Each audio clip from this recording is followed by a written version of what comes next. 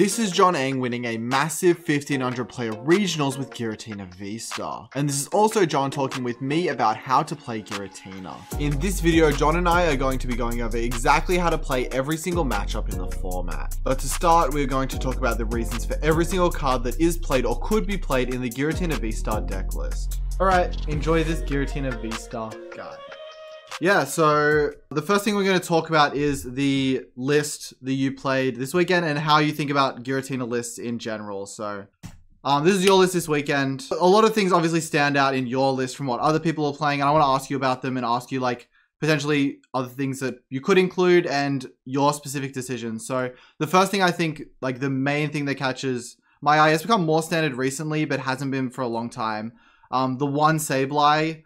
It's still sort of like 50% are running one Sableye, 50% are running two Sableye. What do you think about one Sableye right now? Well, so the idea behind one Sableye was that like it's too broken of a card, not not to just like it's too broken of a card. Like you got to have it in your deck, but with Jirachi becoming more popular, two really isn't needed. It kind of becomes like a dead card a bit. A lot of your matchups against the top decks don't really rely on it as much, but like I said, one is important because the card is just broken. But yeah, no, that's pretty much it for Sableye. I'm just gonna run through it. I'm just gonna give you a bunch of things you can just talk about. So you ran like to the Pokegears, lowering the Nest Ball, and then running Manaphy. Only 3 path. Those are like the main things that stand out to me if you want to go and run through all of those. Okay, sure, yeah. So like real quick on the Pokegears, without gear, I think Giratina would suck. I do not like you, dude. You gotta be able to stream Chorus, man. So yeah, no gear. 2 gear is definitely the number I would want to stick with for that for good. I actually in San Antonio I also played Giratina, and I actually played 4 Nest Ball because if you don't open VIP Pass, it is really important to be able to get your board set up. Like a lot of matchups rely on you getting double Giratina down early and getting those evolved into V-Stars early so they don't get knocked out by say like Charizards or Mew VMAXs. So 4 Nest Ball is definitely worth considering, but it fell out of favor for some other cards like the Third Water in the list that I played to Portland. 3 Path, I'd love to play 4, but I couldn't really find room for it, and 3 was kind of that happy spot where I can kind of, you know, chuck them out in the middle of the game, try to catch my opponents and slow them down, but also have one later on for Roxanne Path turn. So that number was definitely good. I wouldn't go down to 2 or less because it's so important in like the Charizard matchups and stuff like that. And then the Manaphy was probably like the biggest point card inclusion out of all of these, because a lot of Giratina lists that were doing well didn't have Manaphy.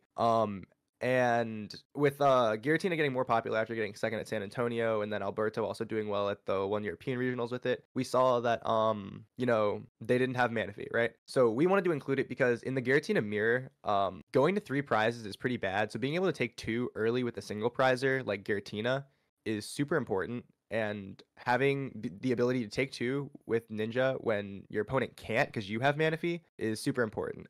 It didn't come up in my finals match against Sam, but I actually played against Sam in day two Swiss, and it ended up coming up where me having the Manaphy and him not ended up mattering a whole lot because I was able to close out a game with Greninja where otherwise it would probably not been able to. So Manaphy was super important. That was just like a meta call, expecting to see an increase in Giratina play, which it did. Sam was actually the only Giratina I hit over the course of the weekend. Hit him twice, like I said. But yeah, no, super important in that matchup. And I, assuming my list kind of becomes like the stock list moving forward, would definitely expect people to keep Manaphy. So I guess that also kind of bleeds into the Third Water as well, because we were like, okay, Greninja is pretty important in the mirror match, and with 2 water, it gets really hard to use that guy, man, because sometimes you just lost zone 1, and then sometimes you have to concealed cards of water, and you're just like, I don't want to waste a rod to set up this Greninja play. So having 3 water was super sick for utilizing Greninja. And also one of the main ways I've lost games with Giratina is just like running out of energies. Like sometimes you'll get really awkward flower selecting, so you'll get double energy, then you have to lost impact twice, and you're like, all right, I'm running out of stuff because you're using like jets to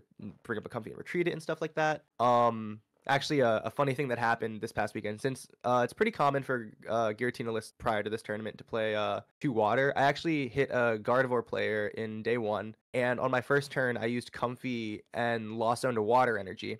And on their second turn, they set up a Refinement Curlia and refinemented away their Manaphy.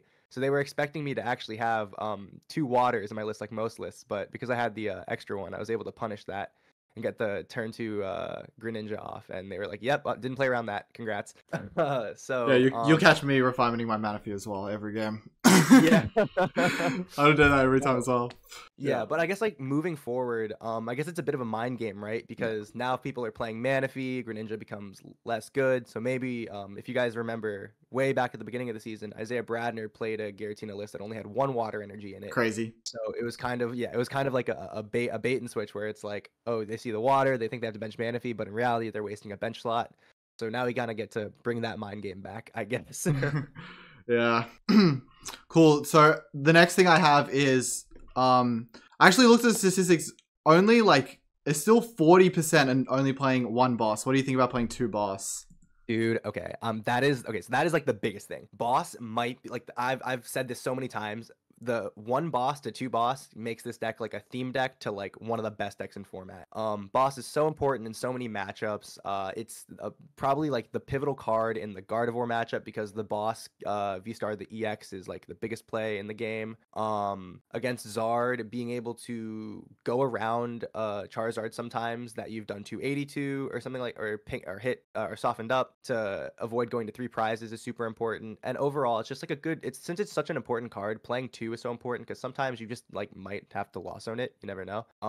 And counter catcher is just so bad so often. Like it's kind of like the same deal as Sableye, where it's like it's too good of a card not to play 1, but having multiple, especially with a second one over a second boss, is crazy in my mind.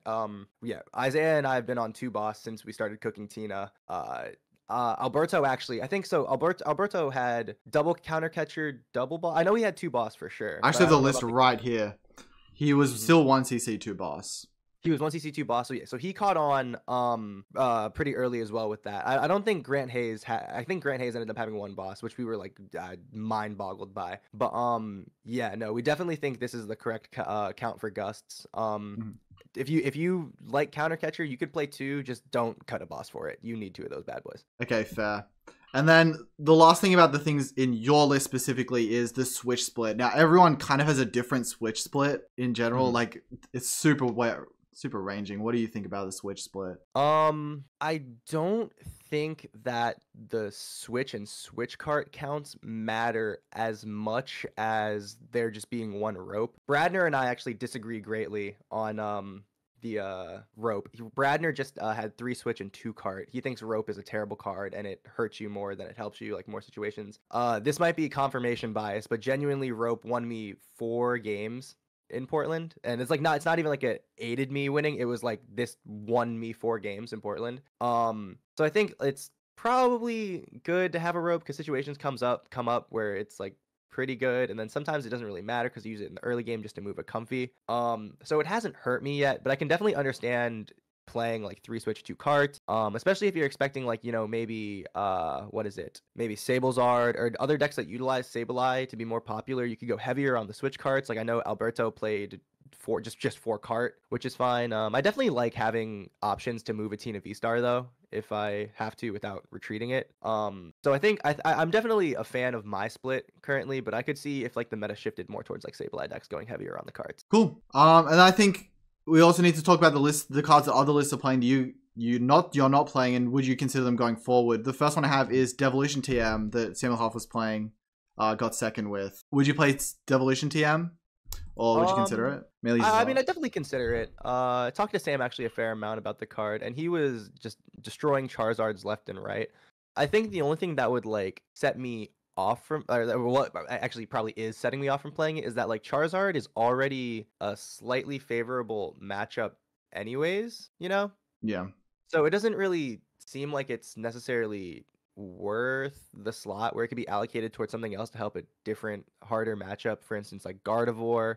I know that, so Isaiah ended up playing an Avery to Portland to kind of help with the Gardevoir matchup. So if it like Charizard's already pretty favored. Like I went 4-0 against it this in Portland. So if you are having Charizard problems and you want a card that would like really like get you the dub in that matchup, Devo was good. Sam said he really enjoyed it, but I think it could probably be allocated towards like a space that would help in a different matchup. Okay, I think that's a great point, and I know an Avery as well. So you've been switching between Avery and then Iono. You guys are playing no Iono. What do you think about those? So Iono is obviously solid for hand reset before they get to 3 prize cards, which is really good against the other comfy decks, especially in Tina Mirror. Not letting them be able to build a hand is super important. But it was kind of one of those things where it was like Iono just kind of had to be the sacrifice. We really wanted the slot that we were toying with, the flex spot we were toying with was the third water. The third water could have either been third water, Iono, Avery, or in my eyes it could have been fourth path, but Isaiah was never on fourth path. So that was kind of the slot that we were toying with, and I opted for third water because I kind of knew that other lists weren't going to play Manaphy, so I was like, this is kind of like a guaranteed, like, going to give me the edge in Mirror. Iono kind of does the same thing, but kind of is like, obviously it's a draw supporter, it's more well-rounded, can reset your opponent's hand. But yeah, no, Iono's definitely fine to play in the deck. I think it's just like one of those, yeah, go for it. I think that's a lot of people are taking as the Pokegear, so you say absolutely no to that? Yeah, in my eyes, I'm standing strong on 2 Pokegear. Sure. Yeah. Fair enough. Okay, I think unless you have anything else specific for the deck list that you want us to talk about. No, I think that pretty much covers it. Yeah, everything else is pretty stock. Yeah. Cool. Yeah, so I think we can move on from that. And then, so the first thing I go into before we talk about the matchups is what you're going first and second against. Blind, what you're doing. I think that's the best place to start. Like, blind, what are you doing with Tina right now? Blind, I'm definitely opting second. It's of the top decks, the most popular ones, you want to be going second against them. Yeah, I mean, that's pretty much it. It's the majority of them you want to go second, but there are a handful where you do want to go first. And so going straight into that, what do you think you're going first? Which ones are the ones you're going first against? The ones you're going first against are Gardevoir and Mew. Gardevoir obviously doesn't put on like any pressure because they're sitting there they're gonna turn to Mirage Step. So it really doesn't matter. You're not really on a timer to get turn to Lost Impact going second or anything like that against Gardevoir. So you're able to have that turn 1 to kind of like set up, and you don't really need to use Colress. And then against Mew, it's the most pivotal play in the game probably is if they're able to boss up and take a knockout on your lone Tina V. So going first and just hoping you get 2 Tina Vs down and getting at least one of them evolved, hopefully 2 of them evolved before they get to use Mew VMAX is super important. So those are the ones where you definitely want to go first. And I'm pretty sure it's just second against everything else. There's an argument for going first against Rapid Strike, but we kind of came to the conclusion that going second against them was correct as well. Yeah. The only thing I was thinking, I mean, I don't know how well this matchup plays out, but like the Path Miraidon, you go first and you path them. It's really good. I don't know. Is that something you consider going first against? Yeah, I think it's one of those matchups where you don't complain if you get told to go first against them because you have that option. But I feel like you win the matchup so often if you're able to get the turn 2 Lost Impact response to their Iron Hands into when the Iron Hands are comfy. They might be able to respond with a Raichu, but if you're able to blow up the Raichu as well, they're usually not going to respond to a Roxanne path after that. So I think giving yourself that extra turn of Colress to be able to find like Tina VSTAR, Gate, etc. is slightly better. But then if you do end up going first, just being able to slam path is nice. That might change, if we end up including the 4th path in the list, I might be more inclined to go first in that matchup. But with the current build, I think we're going second against Don. Yeah, fair. I don't think there's any other matchup. I think maybe Chien Pao. Chien Pao isn't that big right now. Yeah, so like I don't know. Normally you want to go first against Chien Pao, but Chien Pao kind of sucks, and I like making them go first. I'm like, you can't use Irida on turn 1. You gotta just find that pass there. But yeah, no, that's kind of like an ego. You go first because I just think Chien Pao's awful. Yeah. Right off, perfect. Okay, you covered everything. Let's go straight into the Charizard matchup and talk about how you're winning this matchup as Giratina matchup. It used to be considered very favored for Tina, but I think a lot of people are saying it's like slightly favored now. Maybe with Jirachi has changed a lot of things since the past. What do you think about how you're playing this matchup? So I'd have to agree with the people that are saying it's slightly favored. Obviously, if you include TM Devo, you get a huge edge in the matchup. But yeah, probably just slightly favored. There's kind of 2 ways you can go about this matchup. The early game is pretty safe for you as Giratina, as if you don't take prizes, it's impossible for them to one-shot a Tina V. So you're able to use Abyss Seeking early on to build up to 7 and 10 really fast. If you're having a really good turn 1 and you can see yourself having a really good turn 2, then like sometimes it's correct to go in with Cramorant and just start taking knockouts. Obviously each game is different, right? If they only get like 1 VIP pass and they aren't they don't really have a board, I'm fine going in with Cram to take the first prize on turn 1 going second. Because your Tina Vs aren't safe because they'll have the counter catcher plus the tool card, which I forget which band. Vitality band, yeah. Yeah, which one of them? But yeah, so the Tina V isn't necessarily safe, but yeah. So I guess important things in this matchup on the early game are getting 2 Tina Vs down and getting them evolved ASAP, because Giratina VSTAR is out of range for a Charizard knockout when you're at 4 prize cards regardless. So that's a super important number to think about. 3 prize cards is when everything kind of starts getting blown up. So you want to make sure your board is good and you have a prize map before you get to 3.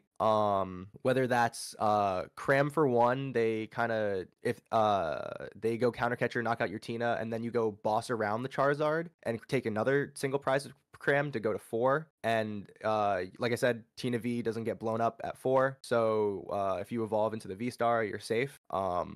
Stuff like that. So it's really a lot about the prize trade. Letting them go ahead to activate your counter catcher isn't terrible either. And then obviously Path Roxanne is good to close out games if you're in a situation like that. But usually with me, I am more in favor of just going with a bit. If I'm going second, I'm just going with a Abyss Seeking on turn 1 as opposed to using Cram, unless like my opponent's board isn't really like good. Like if they've got like 2 Charmanders and a Pidgey, like that's it or something like that. They didn't get to use like Mew on turn 1 or something like that, I would go in with Cram. But normally I just go Abyss Seeking because that just leaves you with the most options later on. But yeah, no. So the matchup's definitely slightly favored because you kind of get to do whatever you want in the early game and just like kind of get set up.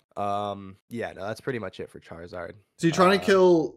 So are you trying to kill? Basically, are you in this boat where you're trying to kill Pidgeot whenever you can, or are you sort of like waiting till you can actually do something, like maybe counter catcher with it, or I don't know. What are you? How do you mostly converting the prizes in the mid game if you can't, like, you know, when maybe if you have to punch Charizards and stuff like that? So seldom do you ever get the Pidgeot blow up, because usually you have to use Colress to get to those key turns. So if you find counter catcher, I think the Pidgeot knockout is pretty good when you're knocking it out to go to 4 prizes.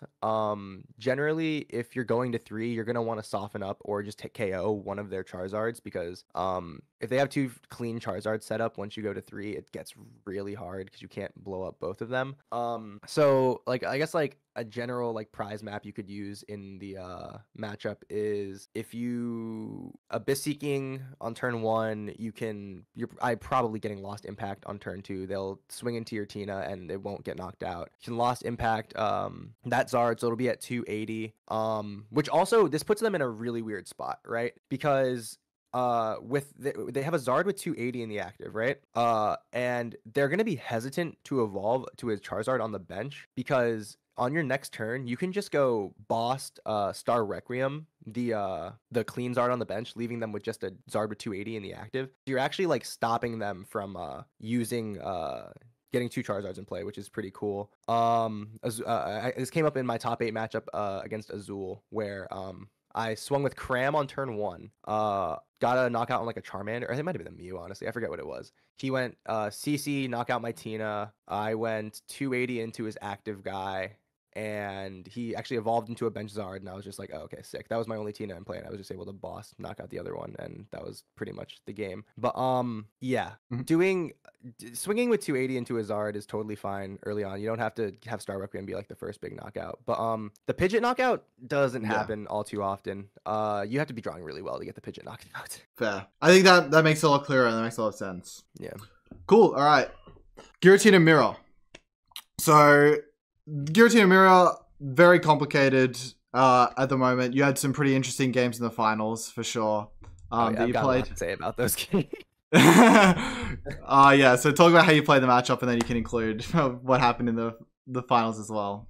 All right, just getting started. If you want a masterclass on how not to play the Tina Mirror, watch my finals match. Everyone watched it and was like, oh, it was like a spectator spectacle. Like, everyone was like, wow, it was a back and forth game. Both of those games should not have ended up like that. I threw game 1. Sam was very kind and decided to throw game 2 back to me, and then game 3, you guys saw what happened. That was nuts. But another matchup where you want to opt to go second, because getting in the mid game to / late game, it is kind of a Tina war. So getting your Tina's down and set up is pretty important. Also being able to be the first person to use Cram is cool. And so on and so forth. But I think the most important thing is just being able to use Colress first, like being able to just like draw through your deck faster. In this matchup, there's multiple ways you can go about it, but the general rule of thumb is don't go to 3 prizes. Because if you go to 3 prizes first, you open yourself up to Roxanne and getting blown up with the Tina V.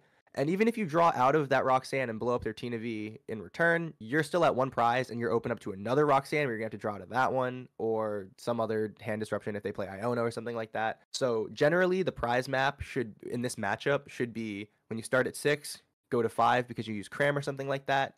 You can use Cram again if you rot it to go to 4, and then from 4 to 2. And then you get Roxanne, and then you comes down to that 1 Roxanne, because generally they're using a Tina V-Star when they Roxanne you for the first time. If you get that knockout, then you win the game. If not, then, I mean, gotta figure it out. But or you can just go from 6 to 4, then 4 to 2. You should just not go to 3. What ended up happening in my finals match in game 1 is I was up 5 to 6, and my board was significantly better than his. And I made a terrible judgment call to boss up one of his 2 Tina Vs with my V-Star and just knock it out to put me to 3 and leaving him with 6, and me having 2 Tina V-Stars in play. Both of them with energies on them, so it wasn't like I needed a whole lot to get the response if he did have a response. And him having 1 Tina V. I thought I was ahead enough to the point where I could make this greedy play. I was not at all. I got punished, I got Roxanne, I got counter catchered, I got blown up, and then I drew awfully off the Roxanne, and the game ended there. In game 2, pretty similar thing happened. My board was abysmal, and he went for an aggressive boss play on my Tina V-Star, only Tina V-Star in play. So I had a Sableye, a Roxanne, and a Dream, and I did have to get pretty lucky, or rather Sam had to get pretty unlucky to not draw out of it because I had so many extra turns of doing stuff. But that just goes to show that, like, if he had just, like, you know, if either of us had just taken it slow, used Cram for 1 more turn to knock out a 1 prizer, then taken the 2 with Tina, and then all we need to do is knock out the last Tina V, we probably would have ended up winning those games respectively. So yeah, that is definitely, like, the biggest part of the matchup is, if you can help it, do not go to 3. Like, that is, like, you're asking for it there. Sableye is pretty good in this matchup because, you know, neither of us are going to have Jirachi, probably. So you can do cute stuff with that. But for the main part of it, outside of, like, the early Cramorant shenanigans, it is kind of a Tina V-Star war through Roxanne. And yeah, that's pretty much it. And then, now, most lists are going to be playing Manaphy, I would assume, with the expected increase in Tina. So Greninja gets a little bit worse, but yeah. Cool. I think you covered it. I don't think I have any questions about anything you said there. I think you covered it. Next matchup, Gardevoir. I've played this matchup so much. It is incredibly complicated. I never have a good time playing it. My record in tournaments is actually quite good against it. I don't think that it's heavily favored for Tina. I think that it's probably your closest matchup of any of the top decks. I'd even say there was that point in time where I was like, it might be slightly unfavored as well. So I can't give you a matchup percentage, but I can tell you what I do in the matchup. Yeah, no. So there's like 10 different ways you can go about going in this matchup. You can play from ahead, you can play from behind, you can go somewhere in between. I guess obviously, like I said before, you want to go first because they don't really put on any pressure, so there's no downside to you not being able to use Chorus on turn 1. So I guess, like, the first way to go about it is playing from ahead and getting 2 knockouts with Cramorant early on, into like a Ralter, a Mew, and then on the Mirage Step Curlia. That game plan kind of has you just trying to win the prize trade. When you go ahead by 2, you open them up to use their counter catchers, their gust effects to knock out a Tina V and try to catch up with you. They get to utilize Cresselia. In reality, what Gardevoir is supposed to do is use Cresselia to soften up a Tina V, which is what a lot of Gardevoir players don't realize. Yeah. It's a pretty key play in the matchup, but I'm sure you could delve more into that from the Gardevoir side. So, but yeah, so if you're playing from ahead, obviously the big pivotal point in the game is points in the game are taking your 2 prizes with Cram early, getting a boss V-Star blow up on their EX, and then finding 2 prizes elsewhere. Recycling Cramorant or like utilizing Sableye or something like that. This is a matchup where if you're struggling with it, Avery could be really cool because they get to certain board states later in the game where they'll have both Manaphy and Jirachi in play. And a crucial Avery in the sort of like mid-late game-ish area kind of leaves them making a choice between whether or not they want to keep Manaphy or Jirachi, because if they keep both of those, they have to probably get rid of Curlias and Gardevoirs, and they don't want to do that. So if Gardevoir ends up becoming more popular, or the matchup you're struggling with the matchup, Avery is definitely a good card you could include. What is it? Playing from behind. All right. So you can do kind of the same thing you do against Charizard, where you just like open with Abyss Seeking and kind of just try to like draw through your deck, get set up more, build a hand, and not take prizes. And what this opens up for you is that if you're playing from behind, they don't get to use Reversal Energy and CC Counter Catcher whenever they want to.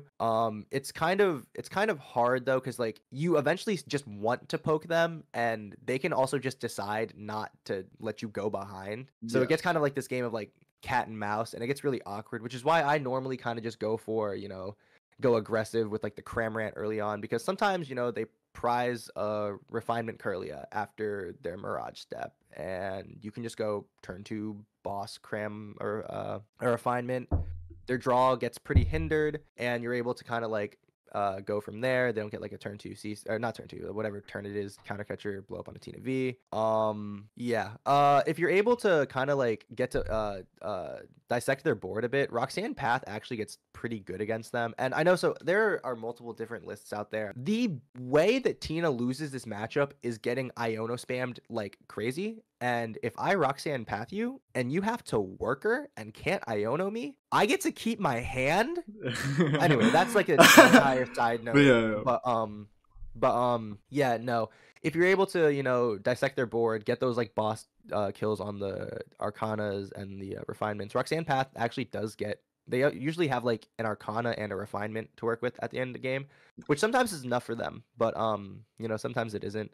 This matchup is super complicated. If you're gonna play Giratina, I would definitely. I'm also all right. So side note, I'm expecting an uptick in Gardevoir moving forward in tournaments. So if you're gonna play Giratina, I would definitely get some reps in with this before you bring it to a tournament, because this matchup is complicated. I gonna be honest, I probably don't know how to play it perfectly. I know what the Gardevoir player should do. I know what I've been doing and what's been working, but this matchup is all over the place, to be honest. And no 2 games are the same, or seldom do you have 2 games that are the same in this matchup, because so much stuff can happen. I think like either way, there's just so many ways to play. It's impossible to work out what's actually the best. I like from the Gardevoir side, the way I play it at the moment is, if they like, I think that I fully agree that the aggressive crown play is so much scarier from the Gardevoir side, because I feel like the games are pretty safe when they're playing from behind. I've had this happen so many times in the tournament, when they're playing from behind and then I just go, okay, I've got my Gardevoir EX, I just evolve my Mirage Step, attach an energy, and just hit them for 190. And then like they're kind of just sitting there, like, I mean, like you can Requiem the EX, but you can't Requiem again after that, and it's kind of awkward. Yeah. So like, and then obviously the Cresselia pings on the Tinas start happening, and you're just so slow. Even though that like seems, the Gardevoir also is playing like a really awkward game. It doesn't feel good from either side. You're kind of just like, it's very awkward, but I encourage everyone to play this matchup, because it'll make you think. It definitely will. I fully agree. And then I think you covered most of the things going ahead. So, but Miraidon is the next matchup I have. I don't really know a lot about. Well, I do know a little bit about how this matchup plays, but it's generally just Iron Hands Fuel. What do you think about it?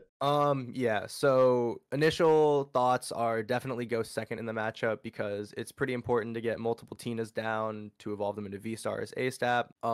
What they're gonna do against you probably is, on their first turn, they're gonna try to, what they should do is they should leave their options open to either attack with Miraidon or Iron Hands, because I've had Miraidon opponents where they go first and they've just like blown their generators onto an Iron Hands, and I've been like, oh, okay, I can just Abyss Seeking on turn 1, because I'm pretty sure you're not gonna get an attack with Miraidon. But the general flow chart of the matchup is you go second, start your comfies, get set up, use a Colress, set up, prepare for an Iron Hands to blow up one of your comfies.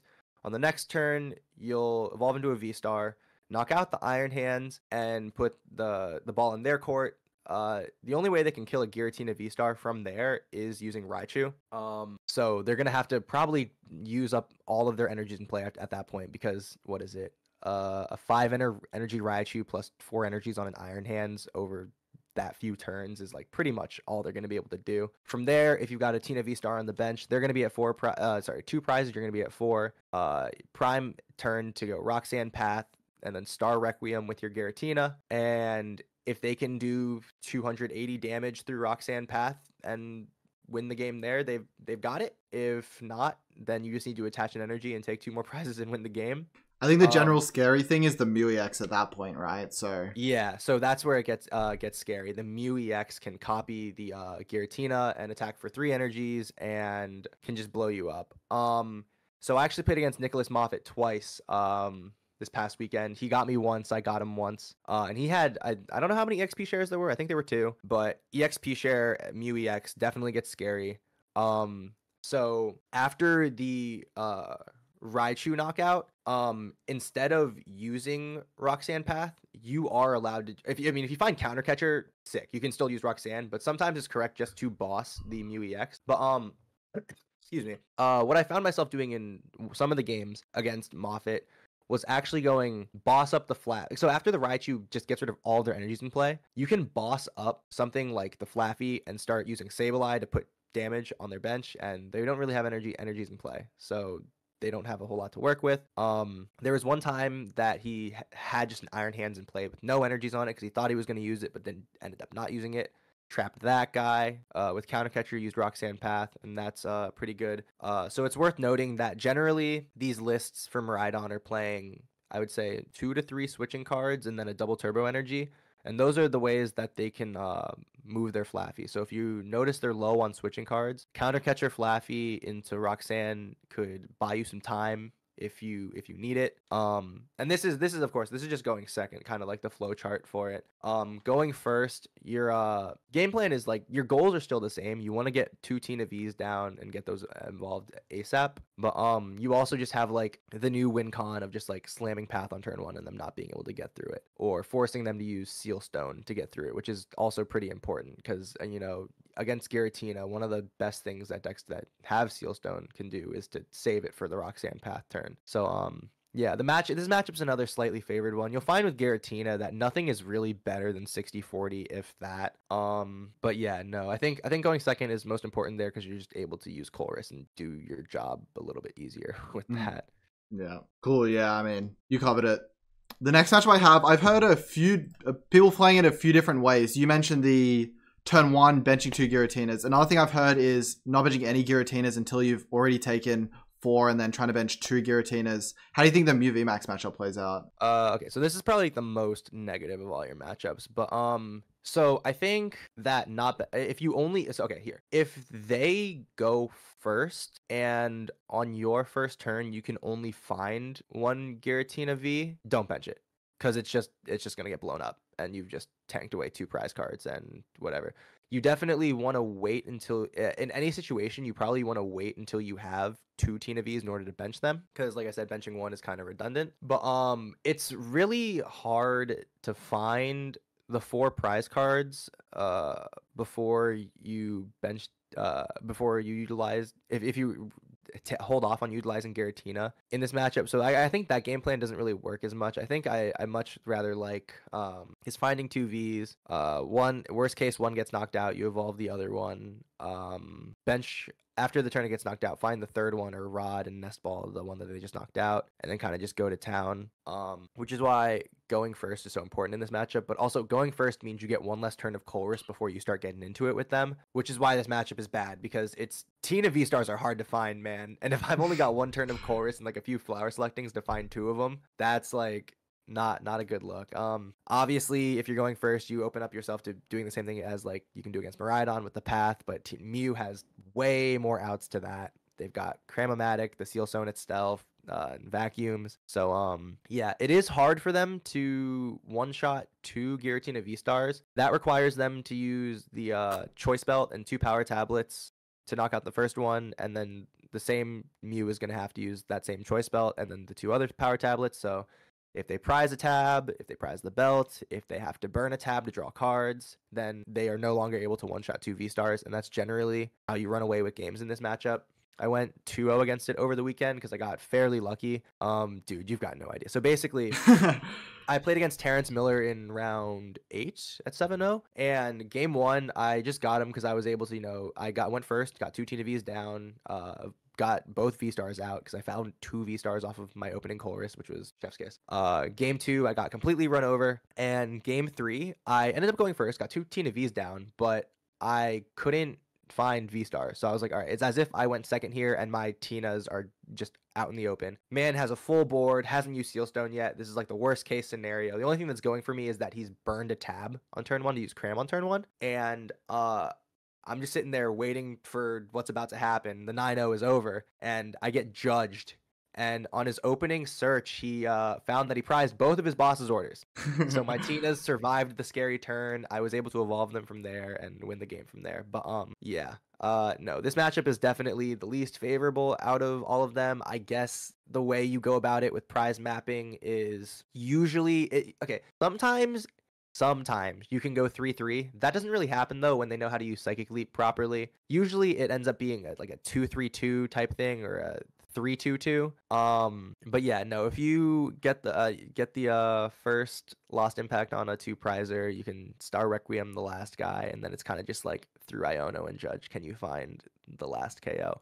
This is one of the matchups where actually Escape Rope ends up being pretty good a lot of the time because they're gonna try to shove clean Mew VMAXs at you after you've used Star Requiem, and sometimes you got to use Colress or Roxanne to draw into those Mirage Gates to like charge up your guys, where Escape Rope kind of acts as a Gust card because they don't always have to after you've knocked out 1 VMAX, they don't it's not hard for them, but sometimes they just don't have 2 VMAXs in play, so they have to shove a 2 prizer and you get a free 2 prizes that way. But yeah, no, definitely a harder matchup. This deck puts on the most pressure on Tina of pretty much any of them. You don't really get the luxury of being able to Abyss Seeking like you do in other matchups or stuff like that. So you definitely have got to draw well in this one. Yeah, okay, cool.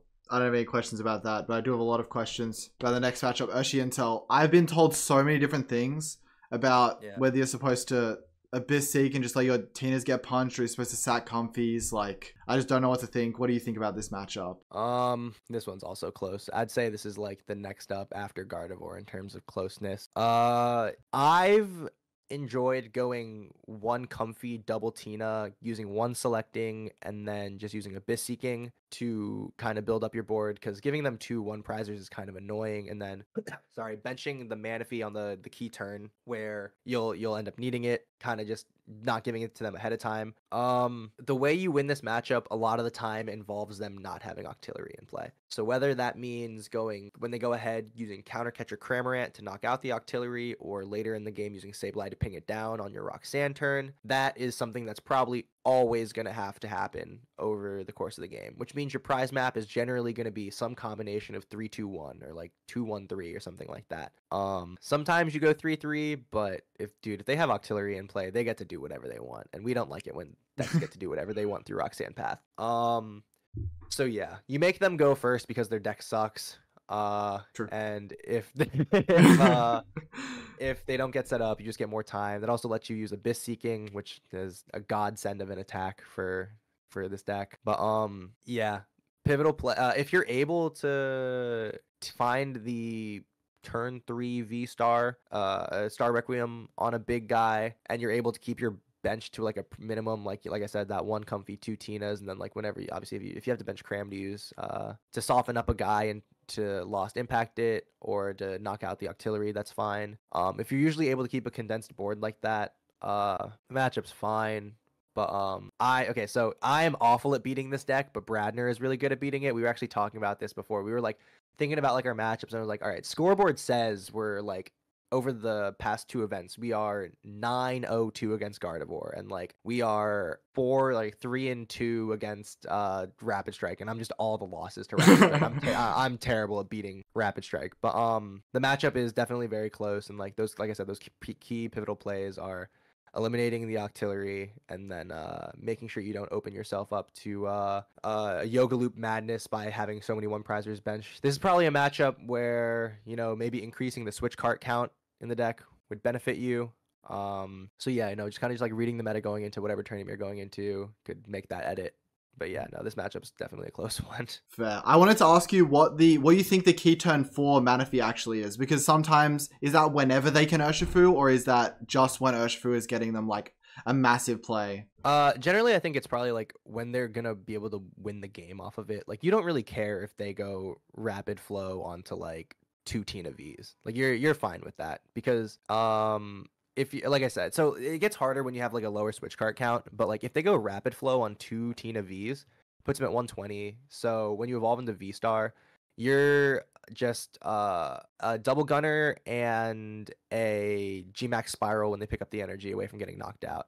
If you are able to utilize switch cart to kind of negate that damage, so G-Max spiral doesn't hit the knockout, that gets really important. But yeah, generally I'm kind of fine with them using like the opening rapid flow. It's usually towards like the end of the game where it's like that's how they win the game, because I'm able to like Roxanne path them, and it gets a little harder for them to use Metacham through that. So it's like safer to just have the mana feed down. But yeah, no, letting mana feed collect dust on the bench and collect damage is not good looks. Cool. Next matchup is Lost Zone. There's like 10 different variants of Lost Zone right now, so yeah, these are just. Yeah, go ahead. They're all kind of the same. Yeah, these are just, they're your deck, but better. But like the problem, so the angle with Tina is that Tina is able to, in my opinion, deal with Charizard better and deal with Iron Hands and Jirachi better than the other Lost Zone decks. But when you're Tina against the other Lost Zone decks, their deck is just your deck but better, which is pretty unfortunate. Knowing them, they'll probably have Jirachi, which means your Sableye gets pretty useless. Some of them have double cram to your 1 cram, which is just annoying. Obviously, they'll have Manaphy to shut off your Ninja. So you're kind of locked out on all fronts here, and you're gonna probably need to get a little bit lucky to win these ones, especially against Radiant Zard. But it's the same deal as like Tina Mirror, where you're gonna want to go second. Being able to rush to 7 and 10 before they can is super important. In the early game, so I guess there is a bit of a difference with some of them. So with Radiant Zard, you don't have like a dire need to have a Giratina V down or a V-Star. If you're able to like use Cram and rot it back for the first few turns, and have those be your prize cards until you start getting into Sableye, you have to get rid of the Jirachi, then use Sableye. That's fine. I think the deck is. Are people still calling it Towards deck that plays like Kyogre and Iron Hands? I don't even know. Roaring Moon or something like that. There's like it's a whole mess. But in the Lost Zone lists that utilize Roaring Moon, at least the ones that utilize Iron Hands, you need to bench a Giratina V against them because their Iron Hands is going to just run through you. So you need to have the V-Star as a response to that. If they don't play Iron Hands, then you don't really need to. If you get 7 in the Lost Zone pretty early, Giratina V does a pretty good job in the early game or early to mid game of trading evenly using Shred. You can take 1 prize with it. They probably usually have to just like hit into it or like poke it with a Cram or something like that. And then you can Shred again and they hit back into you, and then it's just a 2-for-2 trade. But general rule of thumb is that they've got 2 Sableyes, sometimes 2 Crams. They've got Jirachi, you don't. The only thing you really have going for you is Roxanne. So if you're able to stick them with Roxanne, but if they're smart, they won't go to 3, they'll go to 2, or even they will just fade playing into Roxanne entirely. It's a big mess. It's another matchup where heavier switch card count probably helps you because they're gonna want to accumulate Sableye damage. But yeah, game plan against other Lost Zone decks is kind of just survive. We completely ignored Sablezard as a matchup we were worried about for this tournament. We were just like, this is not one that we're probably gonna beat. But maybe you steal a game and then get a tie out of it. Yeah, for sure. Yeah, I mean, I think their deck is just yours, but better. Yeah, exactly. Yeah. The next matchup, Block Lax. I want you to briefly go over what you do against this matchup. It's very straightforward and very easy, but I think knowing what you're doing is important as well. Dude, is it though? Because Cal has been running through everybody, and really? I don't know how. He beat a bunch of Tinas in San Antonio, and he beat Bradner in Portland. I didn't get to play. I didn't get to play against Cal, but I've heard that he's beaten Tinas, and I don't know how because this matchup is really good. guess for people who are unfamiliar, Block Lax doesn't allow you to retreat. You've got 2 switch cards, 2 switches, a rope, 4 jet energies to move around your cards with and get enough attacks to win the game. They are going to try to stop you from doing that by using Ericas to bring up Pokemon that can't attack or that are inefficient attackers, attaching tool cards, I forget what the name of the thing is, to Snorlax. That'll give them more HP. Yeah. That'll give it more HP. And they've got Temple of Sinnoh to turn off your jet energies so they don't act as switch cards. So whenever you use jet, you're probably gonna have to use it with a Path to the Peak. They've also got Misfortune Sisters. Is that the card? Yep, Misfortune Sisters. Yeah. That'll try to get rid of your switching cards and basically get rid of them all to the point where you can't win the game. Couple ways to go. There's not really a couple ways to go about it, but the way you want to go about it is ideally you start a Giratina V and you just go to town using Abyss Seeking and get to 7 in Lost Zone, so you're able to use Gate and start swinging with Shred immediately. Now, if you start Comfy or any of the other ones, it's not the end of the world because you have such a plethora of switching cards. Their deck relies on using Rotom V as a source of draw, so Boss's Orders, when a Rotom is in play, also kind of acts as a switching card because you can boss it up and then the Block Lax is no longer active, so you're allowed to retreat. But basically, I think the hardest part of this matchup is when to evolve into the V-Star, start going in with Lost Impact, and start Requiem. Because obviously, like, energies are a very important resource, because you're going to be retreating sometimes when you bring up the Rotom. You'll be using jet energies, and you'll just be drawing through so many cards to the point where, like, you can't really put them back into your deck unless you use, like, concealed cards and rod them back in with Gate, then using Gate, but you also don't want Greninja in play. So, yeah, I would say, for the first 3 or 4 prize cards, we're using Shred. It gets really weird with the tool card because Shred doesn't KO a Snorlax when they have the tool on it. But I think it's just when you are down to your last few prize cards, you just evolve into Giratina VSTAR and start taking knockouts because it does get really annoying. It buys them a lot of time because if you Shred into a Snorlax with the tool, they get access to Penny and they just get to cycle them, and that's just another turn down the drain for you. And you want the game, the longer the game goes on, the more likelihood Snorlax has of winning. Tina wants to just get them out of there early. And obviously on the turn where you boss up the Rotom, Shred doesn't kill Rotom, and that's like a free 2 prizes. So sometimes you just want to like get in there with Giratina V. So I encourage, if you're worried about Block Lax, I encourage you to play the matchup, but you'll also find that it's really not that challenging unless they rip a Misfortune Sisters that is genuinely like 2 or 3 switching cards. My advice is also don't play Path. I know their main source of draw is Rotom V, but you're gonna want those paths when they have Temple of Sinnoh, so you can reactivate your Jet Energy as a switch card. Yeah, no, that's pretty much it. It's a pretty favorable matchup. If they have the Pidgeot, I mean, it kind of just like takes place of the Rotom. It's just a higher priority kill because that just lets them get cards whenever they want. I think the main thing is the Luxray, really. Yeah, Luxray can if they catch you with Luxray, can get annoying, but still not too threatening because it's just a 2 prizer that you can blow up.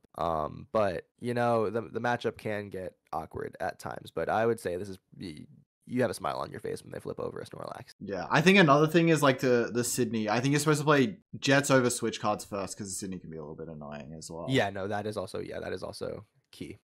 Just as a, increase the percentages a little bit. Entei, Iron Valiant. I have no clue what happens in this matchup, so you let me know. All right. So this one is like the most undertested of all of them. I've been playing Tina do a few cups, and I've actually run into a few of these guys, and I've beaten them both by just like okay. So initially, I thought it was the same thing as Rapid Strike, where you just go Comfy double Tina. And it's just really hard for them to kill a V-Star when your bench is limited. But obviously you just have less burst because you're not using Greninja and Comfies and stuff like that. I've won that way. I've also won by going wide and or not wide, but like giving them more bench slots to do damage with, and just ensuring that I get like the turn 2 Lost Impact. Either way, you make them go first. It at first glance, it doesn't seem like you want to because you can get like donked, I guess, but that just doesn't happen. Yeah, I guess if you know you're playing against them, start 2 Comfies if you're going second. But yeah, no, I mean, this matchup's just like easy. It's impossible for them to kill 2 V-Stars, man. If they, if they get to 3, Roxanne Path plus blow up their Entei is kind of just like wraps for them. Yeah, no, there's not much. There like the matchup is just so good for you no matter what you do, unless you get like scammed when you go first and you like don't get cores, you don't get pass, and you just get like too much damage accumulated before you can get set up, which is why going second so important. Yeah, there's not a whole lot to be said about this matchup. It's just Entei needs to do so much to knock out a V-Star for that matter too. And these two matchups, they're the most popular right now, but I guess Roaring Moon's actually picked up a little bit these days, and Chien Pao as well, honestly. Yeah. But if you want to talk about these two, you can start with Roaring Moon, then talk about Chien Pao after that. Sure. Yeah. So Roaring Moon is definitely favored, I would say. I know there are multiple versions now. I know Azul posted one with Iron Hands that people have been giving a little bit of hype to, and then there's also the version that utilizes the tool card that Ancient Booster. Yeah. Yeah, that one that gives plus it more 60. HP. Yeah. Yeah. So the Iron Hands version sucks. Inconsistent as hell. That's awful. I would not advise playing that. If they're playing that, like, they have the Iron Hands angle to win games against you, but then their deck just like is clunky and bad, and you'll be fine. If it's the version that's more streamlined with the ancient boosters, key numbers there are our lost impacts are doing 280. Some of their roaring moons have 290. So we're not taking complete knockouts there on them. And I guess like another key thing is Calamity Storm doing 220 to knock out Tina Vs, but being unable to knock out V stars. So they're going to have to use Frenzied Gouging whenever they run into a V-Star, which puts 200 on themselves, which helps us a lot. In this matchup, same deal. Go second. You want to get multiple Tina Vs down because when you evolve into V-Stars, they become incredibly safe because we like it when they use Frenzied Gouging. We like it when they put 200 on them. Ideally here, going second, you're probably going to want to attack with Cramorant on turn 1 because doing 110 to a Roaring Moon, or really whatever they have in the active, it might be a more Pico. Taking the single prize on them, more Pico is fine. But ideally, the Cramorant wants to hit into a Roaring Moon, so even if they have the tool on it, which they probably won't commit the tool to it, but we can Lost Impact for the knockout, Star Requiem, one of them with the tool on it, and then their response to our V-Star has to be Frenzied Gouging to the point where we can just respond with Rod, Nest Ball Cram, or use Sableye to knock out the other Roaring Moon. With Roxanne and Path kind of making them stumble, it gets a little bit hard for them sometimes to set up 3 moons. So I think the most important part of the matchup, it's very similar to like Mew in the fact that like them being able to go Gust and knock out a Tina V is going to be, or knock out your Tina Vs is going to be the way they win this matchup. So being able to dig through your deck faster and getting V-Stars in play is super important. That's pretty much it for that one. They kind of make the prize map for you because it's just like a bunch of people blowing each other up, but like when they blow you up, they blow themselves up. So yeah, and then Chien Pao matchup. Yeah, moving on to Chien Pao. This is the one where I said I ego make them go first, because if they don't have Irida and they can only get like one Bidoof down, one Friggy down, or something like that, you're looking good. This is a matchup where I think, I don't want to say it's like explicitly favored, but it's definitely slightly favored, especially because lists before didn't have Manaphy, so they would just be able to use Greninja and just like run through you. But now that we have Manaphy, we definitely have a shot here. Their key card is pretty much Bibarel, because Roxanne Path is so good against them. So if you're able to keep the Bibarels in check, that's pretty good. If they get 2 out, that's when we kind of get into the awkward area. The prize trade in this matchup gets really weird so often.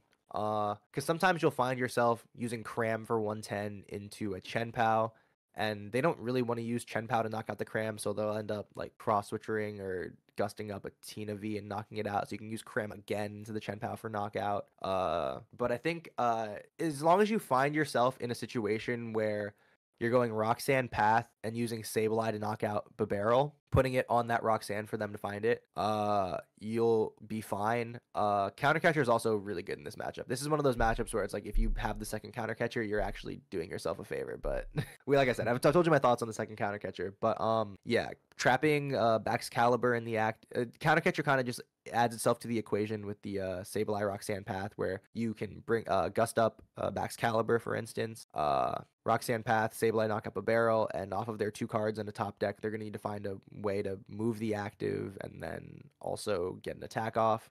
So yeah. Oh, also, I guess this is technically, I actually didn't really think about that, but this matchup, if you end up playing the TM Devo that Sam played, could also be very good against them. True. Yeah, no, I didn't think about that. But that could also be if if Chen Pao ends up coming up. Avery as well. Avery, yeah, Avery as well.